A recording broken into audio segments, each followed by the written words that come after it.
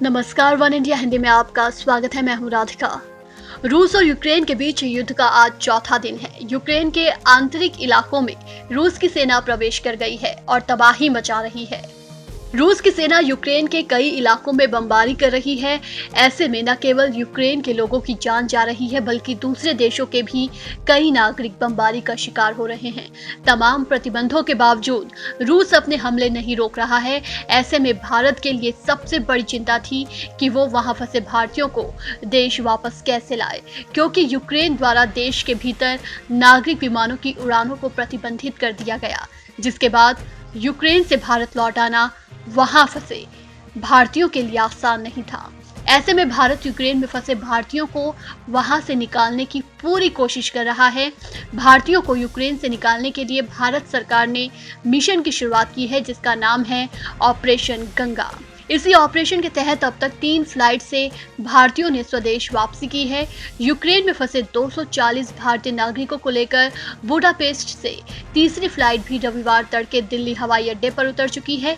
तो इससे पहले एयर इंडिया की 2 और फ्लाइट दिल्ली एयरपोर्ट पर पहुंची थी। लगातार भारतीयों को वहां से एयरलिफ्ट किया जा रहा है। हमें सबको ये ड्यूटी दी गई, हमें इतना प्राउड फील हुआ कि एयर इंडिया को इस क्षण के लिए चुना गया है और हमें ये ड्यूटी दी गई है। और अंदर से हमारी फीलिंग इतनी थी कि इन बच्चों को उनके पेरेंट के पास लेके जाना है। आपको लग रहा था कि कोई बच्चे ऐसे थे जो कि बहुत ज्यादा भावुक हो गए आपसे बात करते हाँ, मैंने काफी बच्चों से बात की फ्लाइट पे, तो जिस तरह वो अपने रास्ते से 9-10 किलोमीटर पैदल बैगेज के साथ आए थे, खाने के लिए उनको सिर्फ एक चॉकलेट शायद दिया गया था एयरपोर्ट पे, उस हिसाब से जो जैसे जैसे उनको ज्वाइन कर रहा था उस हिसाब से मतलब उनकी फीलिंग्स को देखा जाए तो बस वो उनके पेरेंट्स उनसे प्रेयर करते हुए वीडियो कॉल कर रहे थे कि please come back home, we are waiting for you. तो ये जो हमारे एयर इंडिया ने या हमारी मिनिस्ट्री ने या हमारे देश ने उनको अपने प्रवासियों को वापस लाने के लिए किया है, उसका सराहना बहुत बहुत कुछ कह नहीं सकते उनके लिए शब्द जो हैं। और अगर एयर इंडिया नहीं करेगा तो कौन करेगा। यूक्रेन और रूस का विवाद बेहद घातक होता जा रहा है। लगातार बमबारी मिसाइल अटैक के बीच वहां से लोग पलायन कर रहे हैं। इसी बीच हजारों भारतीय अभी भी वहां फंसे हुए हैं, जिनकी चिंता में देश में उनका परिवार घबराया हुआ है। क्रू मेंबर की आंखों में ये आंसू वहां का दर्द बयां कर रहे हैं कि किस हालात से लोग वहां जूझ रहे होंगे।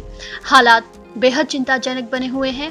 यूक्रेन में फंसे 250 भारतीय नागरिकों को लेकर दूसरा विमान रोमानिया के रास्ते दिल्ली हवाई अड्डे पर पहुंचा था। केंद्रीय नागरिक उड्डयन मंत्री ज्योतिरादित्य सिंधिया ने नागरिकों का स्वागत किया।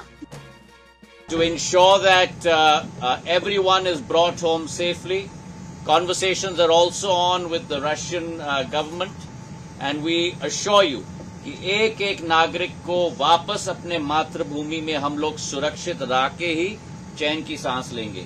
बहुत बहुत आप लोगों का स्वागत प्रधानमंत्री जी की तरफ से, और एयर इंडिया के सभी क्रू को भी मैं अपने तहे दिल से धन्यवाद देना चाहता हूं कि आप लोगों को लाने के लिए इतनी मेहनत और मशक्कत की। आप सब लोगों का बहुत बहुत स्वागत। अपने देश लौटकर सभी के चेहरे खिल उठे। प्रधानमंत्री मोदी लगातार रूसी सरकार, यूक्रेन सरकार के संपर्क में हैं। उन्होंने कहा कि हम जब तक एक एक भारतीय नागरिकों को वापस नहीं ले आते हैं, चैन की सांस नहीं लेंगे। लेकिन यूक्रेन में पल पल बदलते हालात और गहराते तनाव के बीच अभी भी वहां फंसे हजारों भारतीय स्वदेश लौटने का इंतजार कर रहे हैं। यूक्रेन में फिलहाल करीब 16,000 भारतीय फंसे हुए हैं, जिन्हें निकालने की कोशिशें तेज की गई हैं। इस खबर में फिलहाल इतना ही। तमाम अपडेट्स के लिए बने रहिए वन इंडिया के साथ।